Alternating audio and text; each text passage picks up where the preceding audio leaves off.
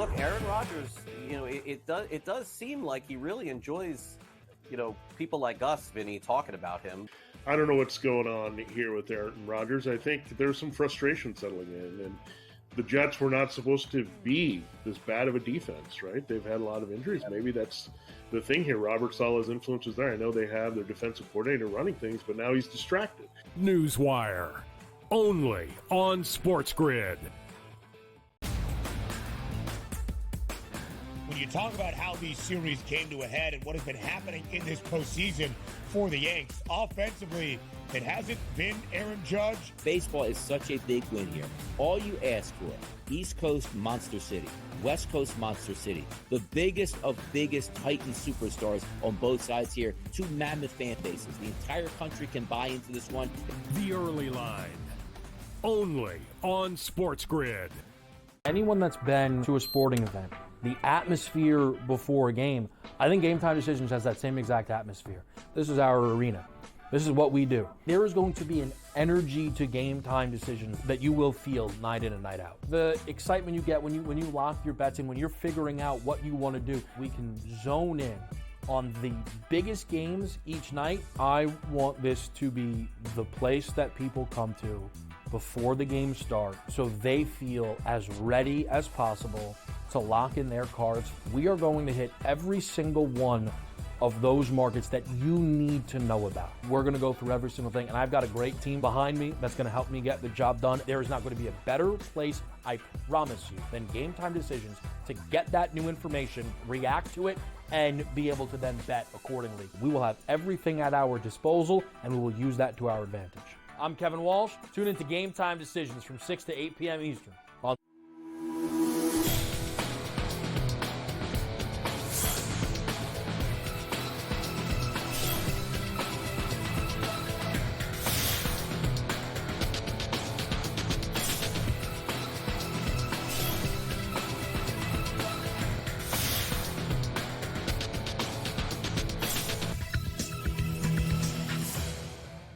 Good morning. Welcome to NewsWire here on SportsGrid. I'm Craig Mish. Football is back tonight in the National Football League. Pretty good matchup, too, between the Vikings and Rams. We'll have a full preview of that show. Also, Sam McQuillan is with us from Legal Sports Report. As always, we have a guest contributor from Sporting News breaking down the very latest in the NFL and, of course, some college football as well. Also, about, 30 hours away from World Series Game 1 in Los Angeles. That will be, of course, on Friday. It'll be a big weekend for both college and pro football naturally, but we begin today. A handful of games, of course, going on that were really compelling last night in the NBA. Some big upsets as well. We'll get to that. But first, let's start off with one of the games of the night, which was the Milwaukee Bucks going to Philadelphia, and as some expected, won the game, and pretty much won in convincing fashion. As you can see here, 124 to 109. Another game going over the total, by the way, I should mention, in the NBA.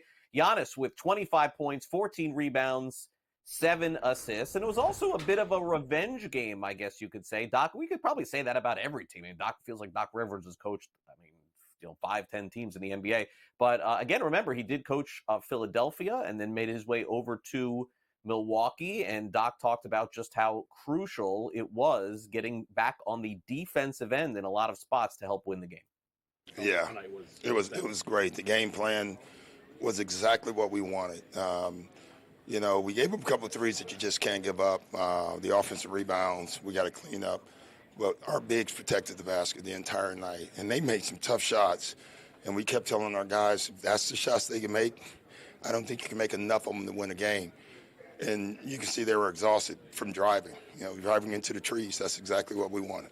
Just the way they're playing. They're being patient, not forcing a lot. The floor is wide open. Our spacing is great, and that helps Giannis and Dame. I thought the start of the third quarter we ran, 4 ISOs in a row for Giannis. He only took 2 of the shots. The other 2, he created 2 threes.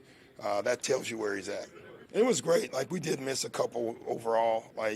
What was great on the bench, every time someone missed, even Tyler, he made the first shot, and he should have made the extra pass. The whole bench they're pointing extra pass, put it on the film, because we've been showing anytime someone's not making the extra pass, now it's become like a game for these guys, which is good. We want them talking about it. And Joel Embiid yesterday missed the game, and naturally there is definitely a new world in this NBA season coming up, as teams are going to be very cognizant of injuries and load management. Basically, the league wants their stars to play, and without the first game of the season even being played for the Philadelphia 76ers, the NBA is beginning an investigation into how they are handling their all-NBA center Joel Embiid. He didn't play in the preseason. The team called it a knee injury management and will miss 3 games this week. And the 76ers said Embiid is responding well to his plan, but this could be the new normal for Embiid this season. And it just goes to show that the NBA absolutely wants to know if players are really hurt or if they're just taking days off. There are some potential fines involved and draft picks as well. We'll see if the investigation finds anything with Embiid as far as they're handling his injury. Meanwhile, the first game ever being played in the new arena for the Los Angeles Clippers.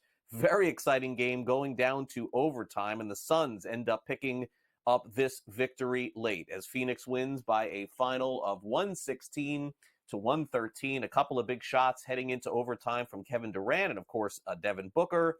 And Ty Lue talked about the very first game being played in the new arena for the Los Angeles Clippers. You saw their owner, Steve Ballmer, yelling and screaming and getting involved. I mean, look, this is going to be a great place to play basketball anytime you have a new arena. It's really cool, but certainly Ty would have loved to be on the winning end of this one. I thought we played hard and competed. Thought we had to play a lot smarter. We didn't play smart. 22 turnovers, and we talked about that coming into, training camp. We got to take care of the basketball. Shots were there. We didn't take. We passed up some shots. But overall, just, continue to keep trusting the offense. If we don't have it on one side, get it to the next side and trusting, what we're doing. But overall, they competed. We played hard, but, we all feel like that's a game we should have won. I mean, the environment was great. Our fans was great. Wish we could have capped it off with a win, but it was a great environment, and so, we got to continue to keep playing hard like we did, which is, like I said, we got to play smarter, got to take care of the basketball, take good shots, and understand what we're trying to attack and what we're trying to run. So we got to do it more pace and get into our stance faster.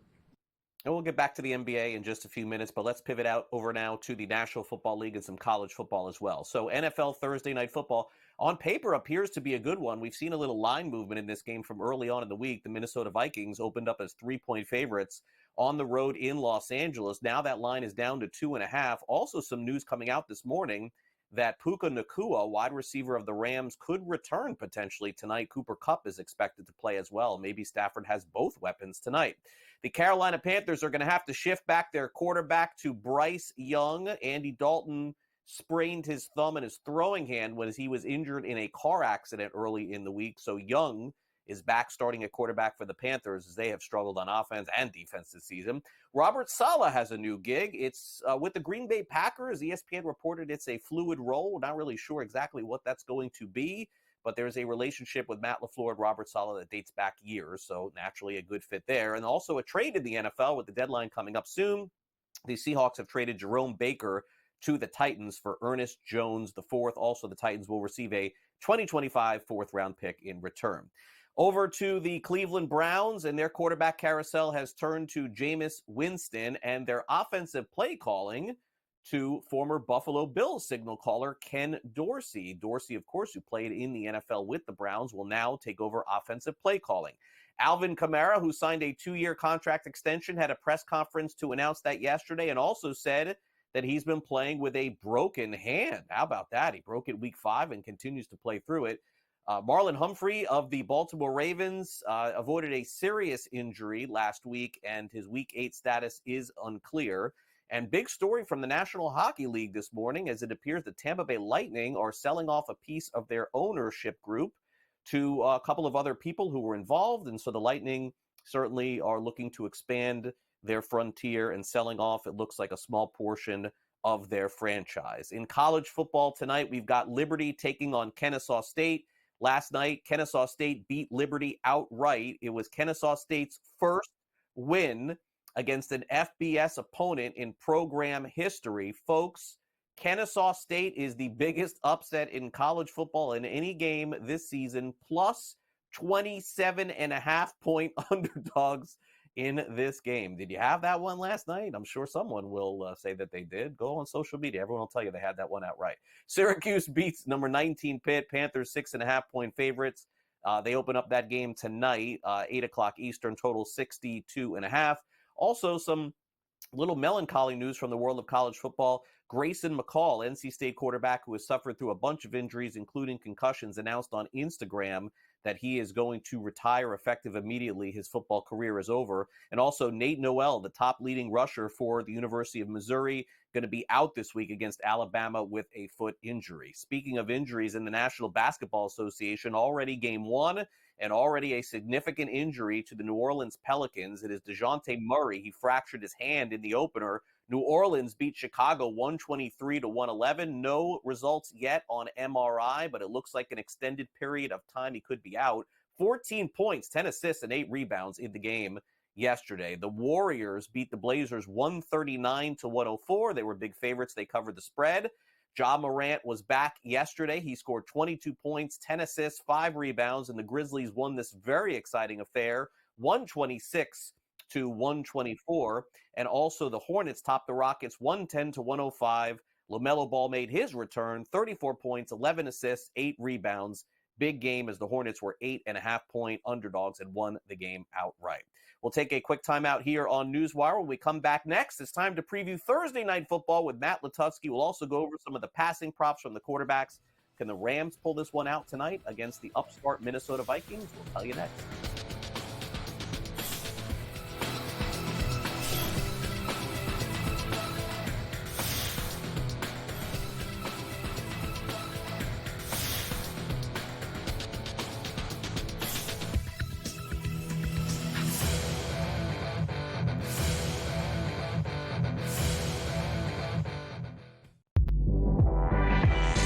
Did they talk about the play they ran at the end of the game when it was the worst player we've ever seen in the history of basketball? No. See, here's what you got to do, Sherwood. I respect you. You're fantastic. But damn it, don't blame the officials. When you have a game like that close, there's about 100 or 1,000 different things you could have done differently that could have won you the game. Betting above the rim. Only on SportsGrid. Anyone that's been to a sporting event, the atmosphere before a game, I think Game Time Decisions has that same exact atmosphere. This is our arena. This is what we do. There is going to be an energy to Game Time Decisions that you will feel night in and night out. The excitement you get when you lock your bets in, when you're figuring out what you want to do, we can zone in on the biggest games each night. I want this to be the place that people come to before the games start so they feel as ready as possible to lock in their cards. We are going to hit every single one of those markets that you need to know about. We're going to go through every single thing, and I've got a great team behind me that's going to help me get the job done. There is not going to be a better place, I promise you, than Game Time Decisions to get that new information, react to it, and be able to then bet accordingly. We will have everything at our disposal, and we will use that to our advantage. I'm Kevin Walsh. Tune into Game Time Decisions from 6 to 8 p.m. Eastern on SportsGrid. Look, Aaron Rodgers, it does seem like he really enjoys, people like us, Vinny, talking about him. I don't know what's going on here with Aaron Rodgers. I think there's some frustration settling in, and the Jets were not supposed to be this bad of a defense, right? They've had a lot of injuries. Maybe that's the thing here. Robert Saleh's influence is there. I know they have their defensive coordinator running things, but now he's distracted. NewsWire. Only on SportsGrid.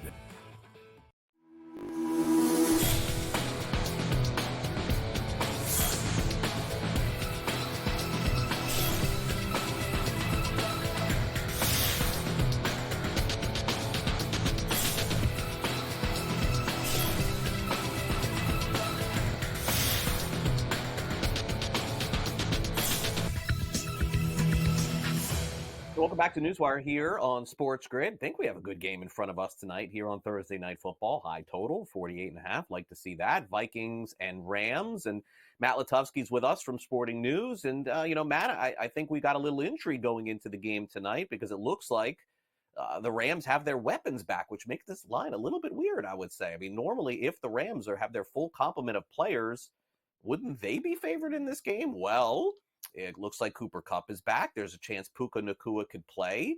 I understand the Vikings' record is good. They've had a really good season, but are the Vikings better than the Rams? Do they deserve to be 2.5-point favorites tonight? What do you think?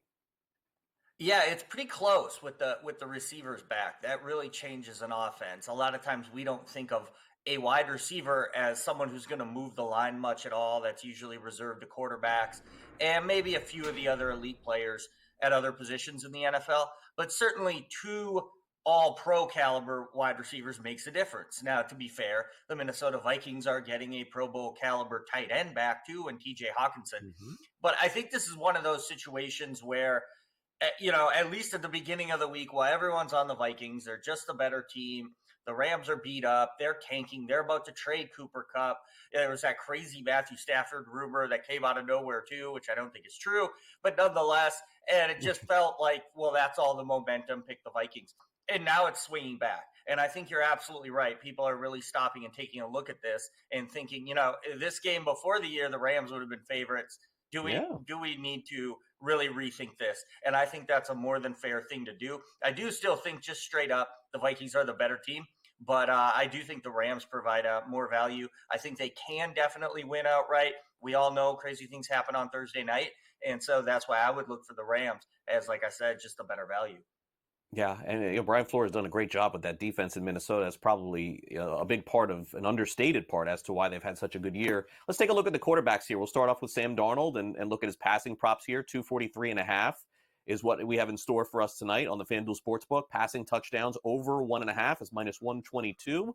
And Darnold does tend to get a little picky, meaning that he'll throw an interception. Minus 120 to throw a pick tonight. Anything stand out for you there?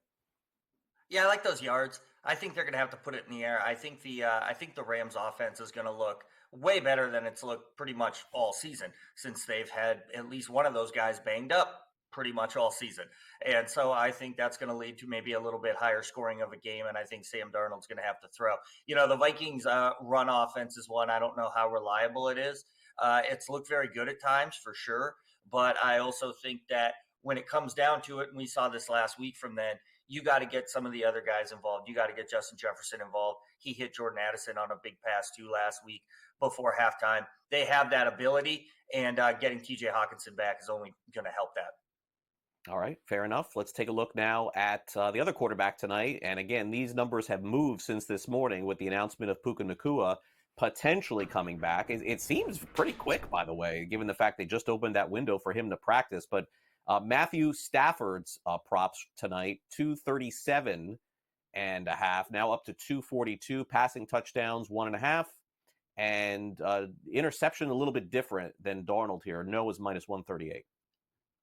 Yeah, no, I like the yards there again. I think with the Rams and the touchdowns, it's a little harder to count on because Kieran Williams is just so efficient when they get inside the 10. He seems to finish every drive for them.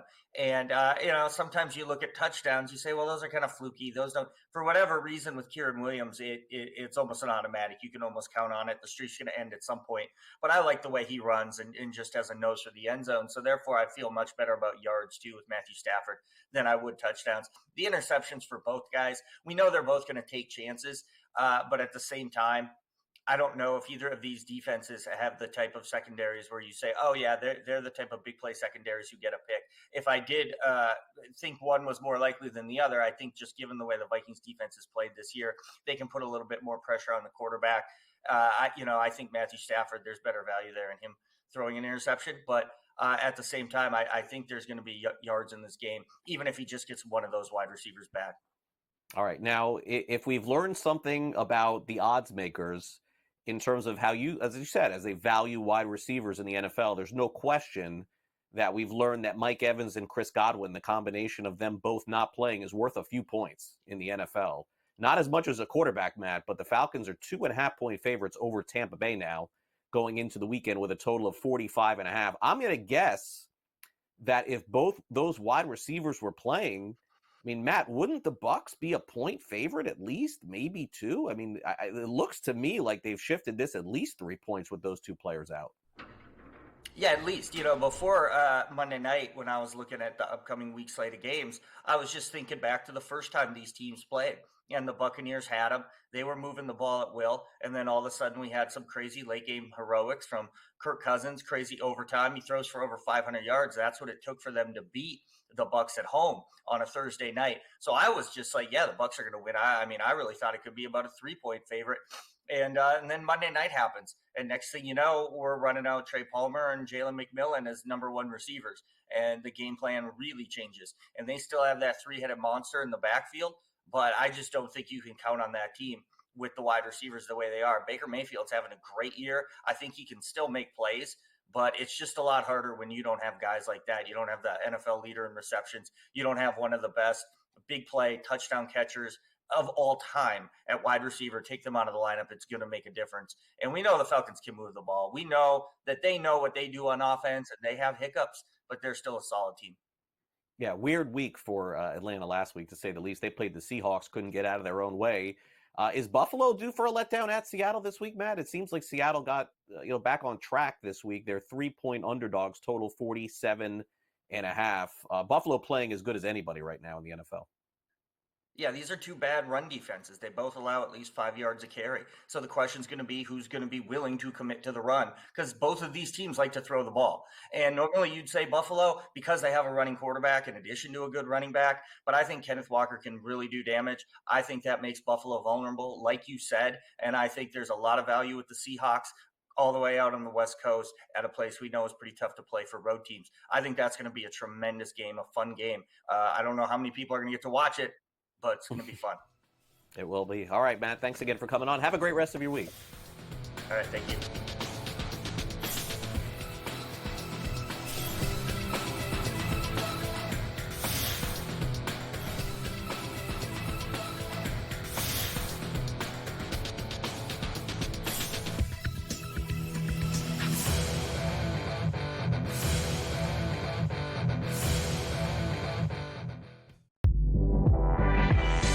Did they talk about the play they ran at the end of the game when it was the worst player screen I've ever seen in the history of basketball?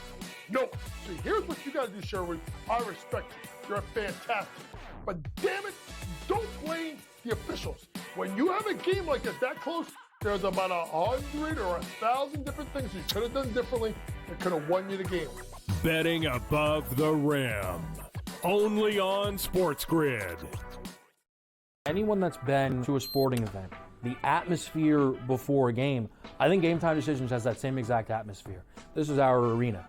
This is what we do. There is going to be an energy to Game Time Decisions that you will feel night in and night out. The excitement you get when you lock your bets in, when you're figuring out what you want to do, we can zone in on the biggest games each night. I want this to be the place that people come to before the game starts so they feel as ready as possible to lock in their cards. We are going to hit every single one of those markets that you need to know about. We're going to go through every single thing, and I've got a great team behind me that's going to help me get the job done. There is not going to be a better place, I promise you, than Game Time Decisions to get that new information, react to it, and be able to then bet accordingly. We will have everything at our disposal, and we will use that to our advantage.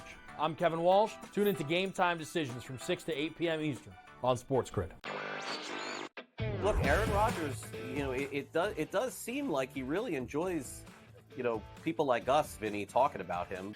I don't know what's going on here with Aaron Rodgers. I think there's some frustration settling in, and the Jets were not supposed to be this bad of a defense, right? They've had a lot of injuries. Maybe that's the thing here. Robert Saleh's influence is there. I know they have their defensive coordinator running things, but now he's distracted. NewsWire, only on SportsGrid.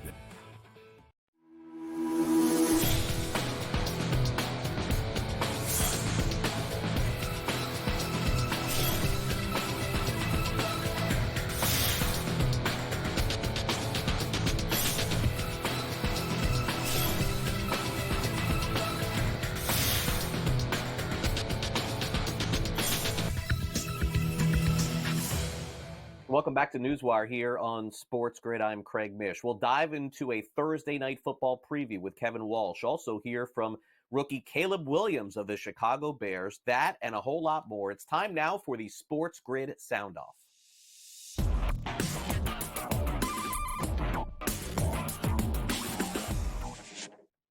Well, it's probably fair to say at this point that the New York Jets are on their last leg as far as competing in 2025. All the narratives, put up or shut up, gotta win. Yeah, I mean, those are all in play now for the New York Jets.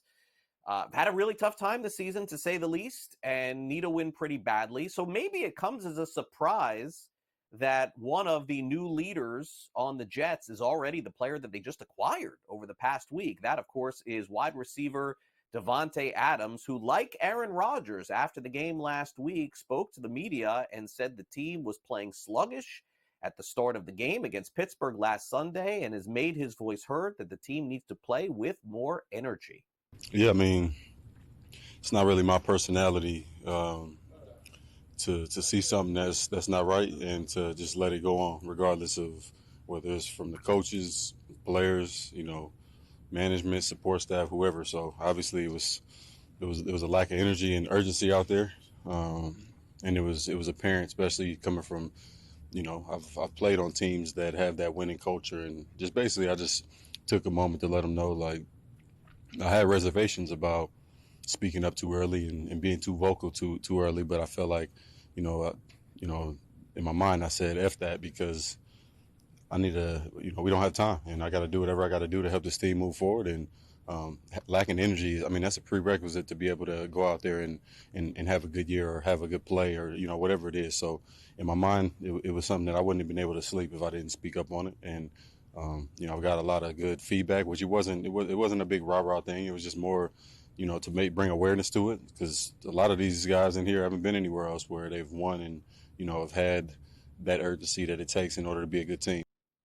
Yeah, Davante Adams, not known for speaking up like this. I misspoke, by the way. I said that the Jets in 2025 were already out of it. But the truth is I probably did not misspeak, because we could just do this next year, and they will be out of it in 2025 as well.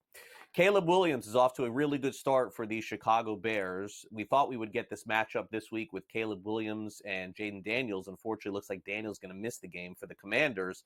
Caleb Williams, though, all focused on wins, and told the media yesterday he's just looking forward to the team getting better. Yeah, we had multiple meetings where we would, sit down and talk about things that's working for us, things that I like, things that I don't like, things I talked about before, like staying in the flow of whatever the case may be. If we're running the ball for 5 yards, 4.5 a pop, just keep handing the ball off.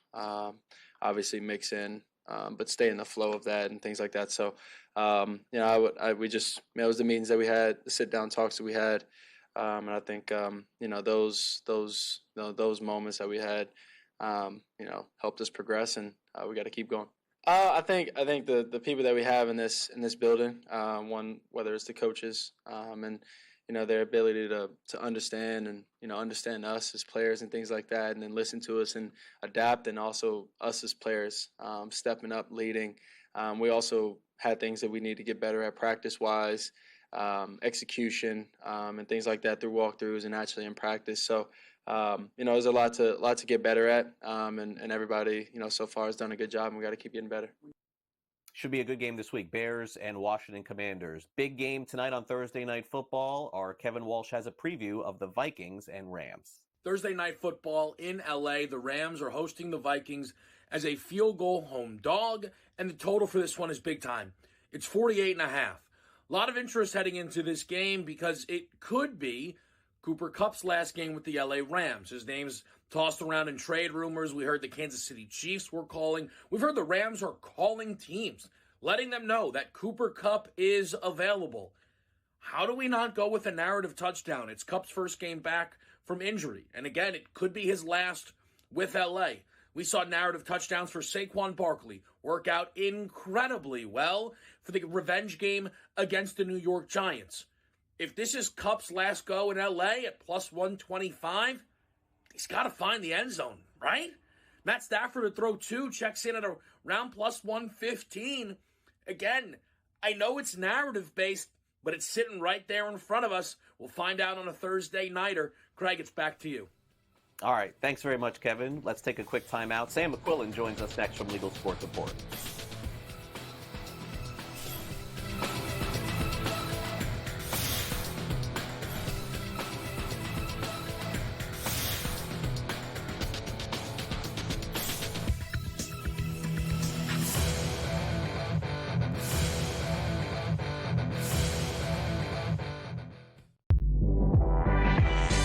Did they talk about the play they ran at the end of the game when it was the worst player screen I've ever seen in the history of basketball?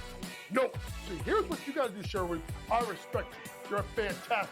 But damn it, don't blame the officials. When you have a game like that close, there's about 100 or 1,000 different things you could have done differently that could have won you the game. Betting above the rim. Only on SportsGrid. Anyone that's been to a sporting event, the atmosphere before a game, I think Game Time Decisions has that same exact atmosphere. This is our arena. This is what we do. There is going to be an energy to Game Time Decisions that you will feel night in and night out. The excitement you get when you lock your bets in, when you're figuring out what you want to do, we can zone in on the biggest games each night. I want this to be the place that people come to before the games start so they feel as ready as possible to lock in their cards. We are going to hit every single one of those markets that you need to know about. We're going to go through every single thing, and I've got a great team behind me that's going to help me get the job done. There is not going to be a better place, I promise you, than Game Time Decisions to get that new information, react to it, and be able to then bet accordingly. We will have everything at our disposal, and we will use that to our advantage. I'm Kevin Walsh. Tune into Game Time Decisions from 6 to 8 p.m. Eastern on SportsGrid. Look, Aaron Rodgers, it does seem like he really enjoys, people like us, Vinny, talking about him. I don't know what's going on here with Aaron Rodgers. I think there's some frustration settling in, and the Jets were not supposed to be this bad of a defense, right? They've had a lot of injuries. Maybe that's the thing here. Robert Saleh's influence is there. I know they have their defensive coordinator running things, but now he's distracted. NewsWire. Only on SportsGrid.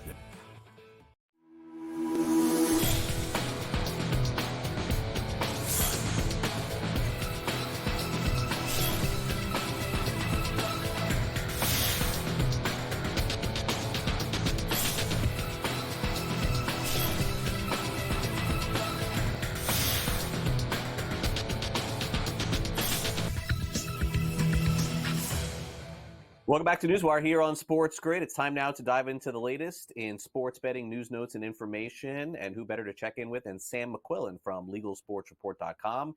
Each and every day, our guest contributors join us from LSR. Today it is Sam. Hey, Sam, what's going on, man? Thanks for coming on the show. Hey, Craig, nothing much. Thanks for having me. All right, so new day and age for these regional sports networks. Let's get right into it. I know you guys wrote about this over at LSR, LegalSportsReport.com. Bally is no longer the branded name of the regional sports networks across the country. It is now FanDuel. We're starting to see some of the coverage come in, especially in the National Basketball Association and National Hockey Leagues over the last 48 hours. What do you make of this new branding? Yeah, it's something we kind of knew was coming for a long time, Craig, was that Bally's Sports was no longer going to be Bally's Sports. FanDuel was linked to them a couple of months ago, but you had their holding company, Diamond Sports, was in this bankruptcy case, which it kind of held up changing the name or selling off these naming rights to anybody else. But what happens is FanDuel ultimately comes out as the company who buys the 16 regional sports networks, like you alluded to, that include many local Major League Baseball, many local National Basketball Association games as well. So now it's all called FanDuel Sports Network. And it's really interesting considering FanDuel has kind of been that brand that's chosen to sort of build its own media empire with FanDuel TV, with the TVG horse racing channels that they had previously and turned over, while you have other companies like Penn investing in other, third-party media, you could say, with ESPN Bet and DraftKings even a bit, with VSiN and a couple of the other brands they've worked with. But now you have these 16 networks. If you turn on NBA League Pass, MLB TV, and you go to one of these out-of-market games, you'll see the FanDuel Sports Network branded in the corner. So it really puts them at the intersection of one of the largest group of RSNs in the country. The way most people watch sports in their own market, and a lot of people watch games across the country, you'll be able to stream games locally through the FanDuel Sports Network website or via an app possibly that could be on the way that FanDuel is working on as well. So you can get a monthly, seasonal, annual subscription plan. There's no plan to really have this turn these Bally Sports channels into big betting centric broadcasts. Just because you have FanDuel on there doesn't mean they're going to be talking about betting, it was similar with Bally's, which obviously had its own sports betting venture.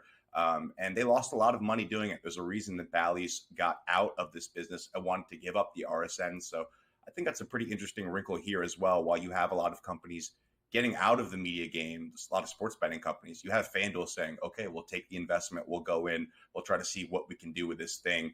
Interestingly enough, in the bankruptcy case, which ultimately ended up kind of deciding or shaking out to this point where FanDuel comes out on top as the new brand name of these TV channels. An MLB attorney kind of criticized the fact that sports betting was getting closer to the game, saying he doesn't think that they should have a role in how you view content or you view the sports content. So interesting, given the fact that FanDuel obviously has a relationship with the MLB, and we've seen this intersection of sports and sports betting within the media landscape just expand and expand. So a huge move for FanDuel here, and one of many big media moves they've made recently.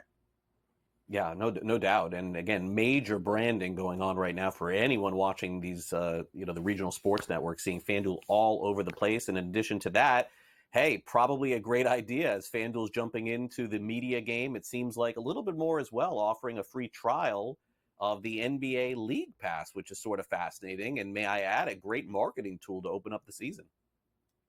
Yeah, this is a deal FanDuel first kind of experimented with last year, a couple of weeks into the season, where if you bet $5 instead of getting, the free 200 bonus bet match, you would get that, and you would also get a free trial to League Pass, which it just seems like it's been a no-brainer for the league and FanDuel if they're going to renew it. It gets, those fans that maybe I wasn't so interested in League Pass, or maybe I didn't think I would want to watch every NBA game. Oh, I bet $5 on FanDuel, I can get it for free. Oh, I actually really like it. I'm going to keep it for the year. And it's part of kind of this coordinated push from the leagues, especially the NBA at the forefront, and with FanDuel to get fans more engaged in the games. If they're watching more games, they're more likely to bet. If they can, there's a bad game on, they can change it to another channel. And then you see the FanDuel Sports Network branded in the corner of a local broadcast, maybe from Charlotte or something like that. It just puts more brand awareness out there. And gives more opportunity for fans to engage and bet as well with bet on the game as well with FanDuel, especially. So FanDuel also did a similar deal a couple of weeks ago when the NFL season started. I guess it's already a month ago. Hard to believe we're already at the end of October, where you could get NFL Plus if you bet $5 on FanDuel, similar subscription. So obviously, it was working last year. It was working this year. They're renewing it again. They're going to have an integrated betting concept in there as well, a feature from Sport Radar called MBet, where, as far as I understand it, you'll be able to watch the game, turn on a feature where you can see live point spreads, over, unders, totals, money lines, and then you can click a button and it will direct you into an app for either FanDuel or DraftKings where you can bet on the game then. So this is just another kind of thing you're seeing with the integration of media and sports betting. And again, FanDuel is kind of right in the middle of it all. All right. And finally, Sam, let's wrap up here with really some surprising news, because generally speaking, the world of sports betting is growing and growing, but a quarter actually down in one state, and it just happens to be New Jersey. And tell us more about this, because naturally, with football starting back up, it's a little surprising. Was this 2023 or 2024? Yeah, that's a really good distinction, Craig. Was it 2023 or 2024? We saw New Jersey, which is one of the biggest sports betting markets in the country. It was the biggest before New York launched. Their total betting volume dropped 16% year over year in September, which, like you alluded to, is a huge month for sports books, especially with football and with all the promos that sports books dump in at the start of football season as well. So in months like October and November, betting is still very strong, but you're not having as many of those new sign-up offers kind of inflate the volume. But I think this is mainly due to the fact in 2023, you had $1.3 billion bet in New Jersey in the month, which was, I think, their highest month of all time, as far as I know. So you've seen a 16% decline this year, down to $1.1 billion. Obviously, it's a lot of money, but it's still over $1 billion. So I think you explain it with just seeing that last year betting was up so much. There was such a pent-up demand. It's like the second consecutive month of annual betting declines in New Jersey, actually, though, which is following what's been growth pretty much every month over the years. So I would say not something to be alarmed over if you're an operator in New Jersey, but something you definitely want to keep your eye on. Though they're still on track for a record year, so we'll see in November, we'll see in October as those numbers come in, and obviously into December, how those numbers shape up when it comes to the NFL and college football as well. Obviously, those are the biggest months of the year for sports books, and like you said, we only see more and more record revenue. So it's definitely surprising to see the slight dip in September, but versus last year, kind of an anomaly with the total betting volume much larger than you would have expected. Yep, and more reports, of course, will be coming in. We'll have the very latest. Sam, thanks again for coming on NewsWire. Great to catch up with you. Yeah, thanks a lot, Craig. Have a good one. All right, Sam McQuillan from Legal Sports Report with us. All right, coming up next, we'll be joined by Simon Applebaum of the podcast Tomorrow Will Be Televised, and we'll have the very latest on sports media and everything going on as it pertains to some sports wagering news as well. For those of you who are more interested in some of our programming and news notes and picks against the spread, make sure you download the SportsGrid app, folks. It's really easy to do, and it's completely free. Just take out your phone and enter this QR code right there from your phone. And by the way, it's free for both iOS and Android. And a lot of the different clips from our shows are available online right via the SportsGrid app. So take out that phone, scan the QR code, and you're all set with our companion SportsGrid app. We'll take a quick time out here on NewsWire. Simon Applebaum, our resident expert on TV, media, and streaming, up next. We'll be right back.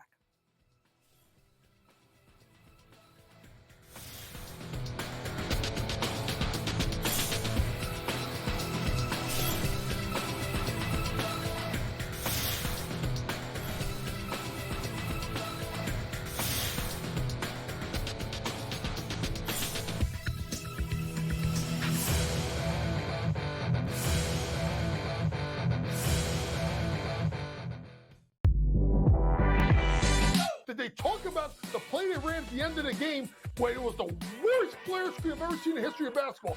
No. See, here's what you got to do, Sherwood. I respect you. You're fantastic.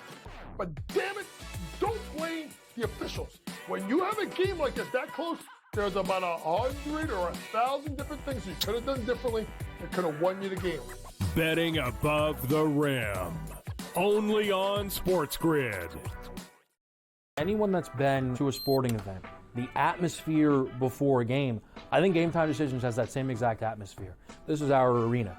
This is what we do. There is going to be an energy to Game Time Decisions that you will feel night in and night out. The excitement you get when you lock your bets in, when you're figuring out what you want to do, we can zone in on the biggest games each night. I want this to be the place that people come to before the games start so they feel as ready as possible to lock in their cards. We are going to hit every single one of those markets that you need to know about. We're going to go through every single thing, and I've got a great team behind me that's going to help me get the job done. There is not going to be a better place, I promise you, than Game Time Decisions to get that new information, react to it, and be able to then bet accordingly. We will have everything at our disposal, and we will use that to our advantage. I'm Kevin Walsh. Tune into Game Time Decisions from 6 to 8 p.m. Eastern on SportsGrid. Look, Aaron Rodgers, it does seem like he really enjoys, people like us, Vinny, talking about him. I don't know what's going on here with Aaron Rodgers. I think there's some frustration settling in, and the Jets were not supposed to be this bad of a defense, right? They've had a lot of injuries. Maybe that's the thing here. Robert Saleh's influence is there. I know they have their defensive coordinator running things, but now he's distracted. NewsWire. Only on SportsGrid.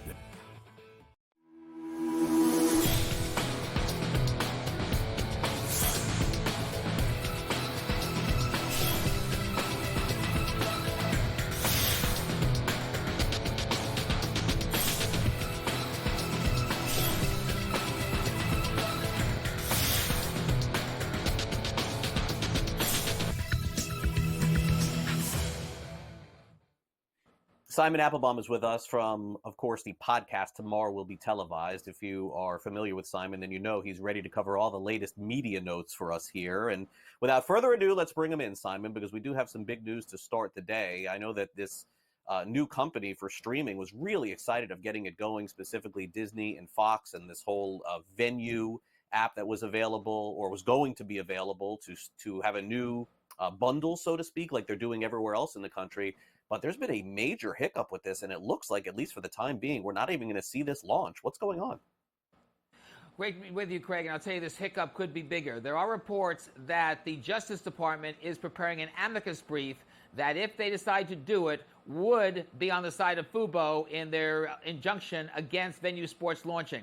In other words, if this brief goes through, they would be basically taking Fubo's side that this injunction should go from temporary to permanent.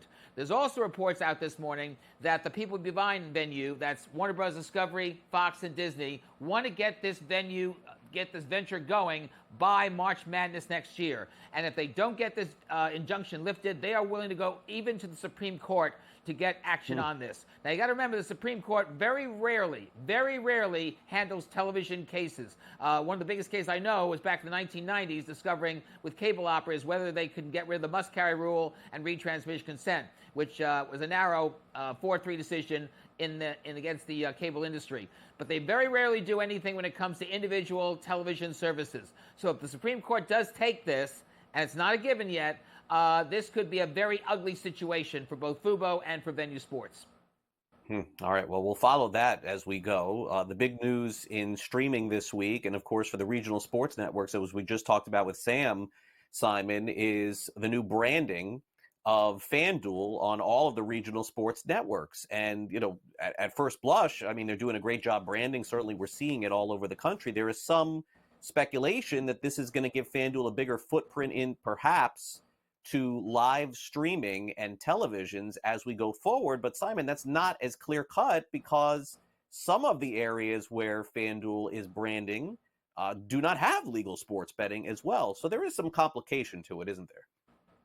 There is. And the good news for FanDuel, to pick up where Sam left off, is that there's some near-term benefits and long-term benefits. In the near term, FanDuel, with these 16 regional sports networks, will get a new place to put their FanDuel TV programming. So when FanDuel does not have regional sports action, whether it's basketball, hockey, baseball, they will put on stuff from FanDuel TV and FanDuel Plus. There are shows like Up and Adams with Kay Adams, the Michelle Beadle Daily Show, and other things like that. So that means they'll get more ad revenue because of the additional coverage beyond what they currently have with cable or smart TV sets and devices.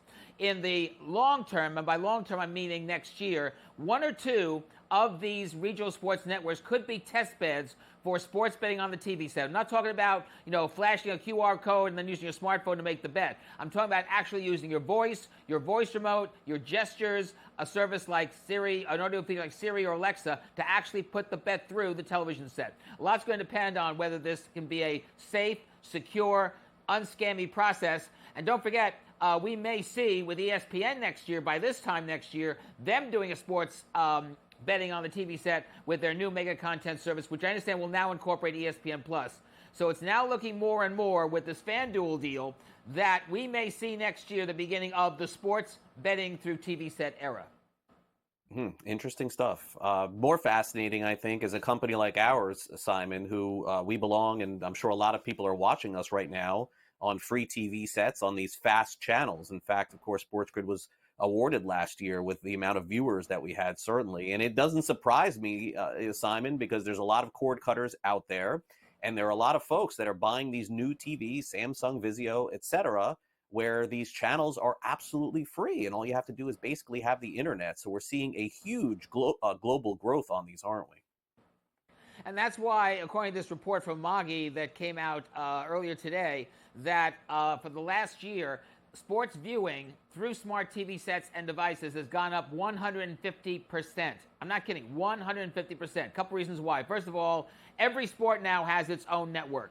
Many of these networks are now getting on not only smart TV sets and devices, but bundles like Free Live Sports, which, by the way, is going to end the month with over 100 sports channels as part of their service. I had Kathy Rastenberger, the head of Free Live Sports, on Tomorrow We Televise earlier this month. Saw her last night at a special event here in New York, and they are way above what they plan to do by the end of this month, and they're looking like a lot more networks going to be coming on that service. So you got more bundles, presenting more sports networks, more smart TV set users, and you have the fact that we are seeing more advertising revenue interest in these services. So they're publicizing themselves, they're getting more circulation, they're getting in front of viewer eyeballs, and that's what's causing the big spike in viewership. WNBA Finals complete, parade, of course, in New York City for the Liberty winning. Highest ratings in 25 years. And, side story to this, Simon, is the players union, not really happy with their agreement. And who knows, with all the money coming in, they're probably right about this. So good news, bad news, I guess. Great news for the WNBA and for the league. But the bad news is for them that the players have recognized this. They want more money. Yeah, absolutely. And by the way, we just had the parade finish here in New York. The Canyon of Heroes did very, very well. A lot of local TV stations carried it live. When it comes to WNBA, the finals on Game 5, 2.2 million viewers, as much as 3.3 million down in overtime. And by the way, that's higher than TNT's opening night NBA doubleheader this past Tuesday, where the games averaged 3 million people. Again, this is because of the fact we were able to see WNBA games at a regular time during the regular season. And I thought Ryan Rucco and Rebecca Lobo did a fantastic job covering all 5 games of the finals. Each game was higher in viewership than the last. I bet you will see Ryan Rucco and Rebecca Lobo get up for Sports Emmy Awards next year. All right, finally, Simon, 30 seconds to go. Market 1, Market 2, TV-wise, take on each other in the World Series. I would imagine this will be the highest-rated World Series ever. On paper, it should be. It may be another story. With the recent championship series, the viewership was like less than 5 million people watching, whether it was on Fox or FS1 or whether it was on TNT or TBS. So this may be a tough call, but on paper, this should be the best-watched World Series in recent memory. All right, Simon. Great to catch up with you again. We'll see you next week. You got it, Craig. Take care. All right, Last Licks up next. Don't go away.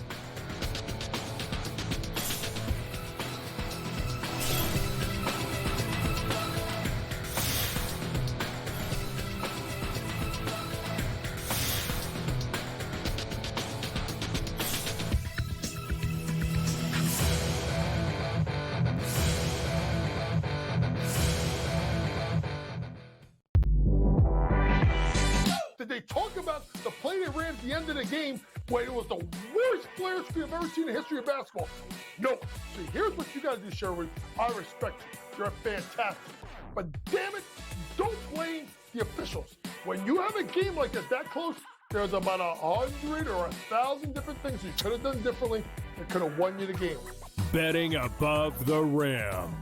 Only on SportsGrid. Anyone that's been to a sporting event, the atmosphere before a game, I think Game Time Decisions has that same exact atmosphere. This is our arena. This is what we do. There is going to be an energy to Game Time Decisions that you will feel night in and night out. The excitement you get when you lock your bets in, when you're figuring out what you want to do, we can zone in on the biggest games each night. I want this to be the place that people come to before the games start so they feel as ready as possible to lock in their cards. We are going to hit every single one of those markets that you need to know about. We're going to go through every single thing, and I've got a great team behind me that's going to help me get the job done. There is not going to be a better place, I promise you, than Game Time Decisions to get that new information, react to it, and be able to then bet accordingly. We will have everything at our disposal, and we will use that to our advantage. I'm Kevin Walsh. Tune into Game Time Decisions from 6 to 8 p.m. Eastern on SportsGrid. Look, Aaron Rodgers, it does seem like he really enjoys, people like us, Vinny, talking about him. I don't know what's going on here with Aaron Rodgers. I think there's some frustration settling in, and the Jets were not supposed to be this bad of a defense, right? They've had a lot of injuries. Maybe that's the thing here. Robert Saleh's influence is there. I know they have their defensive coordinator running things, but now he's distracted. NewsWire, only on SportsGrid.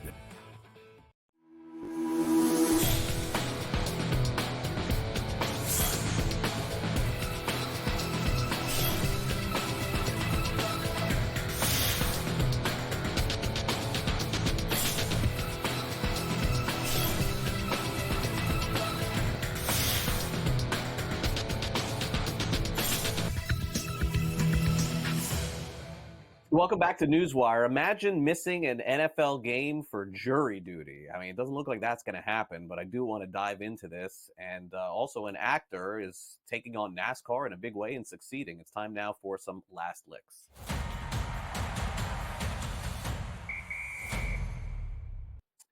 All right, nice little joke here going on with the Indianapolis Colts. Kind of a side bet, it feels like, because all of a sudden, out of nowhere, on one of the days for media, the Indianapolis Colts ended up with the Oregon Ducks mascot in hand. Kind of a little, not really a prank, but a bet. DeForest Buckner made his teammate Tyquan Lewis, who played for Ohio State, show up in the duck costume. Check it out. Why is there... So, see, this specific duck, that was a bad duck. You see, he was a long life Ohio State Buckeye fan. And, you know, with a lot of training and a lot of beating into him, he became Oregon's biggest supporter. Let's go Ducks! Ain't that right?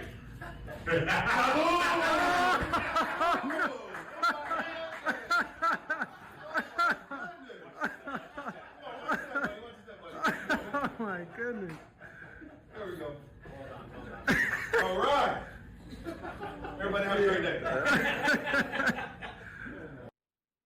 Now, folks, that is a way to pay off a bet. Now, I mean, the game was really close between Ohio State and Oregon, but look, I suppose in the end, got to give the Ducks the credit, and DeForest Buckner, nice little prank there for all the media, I guess, on that day that he was available.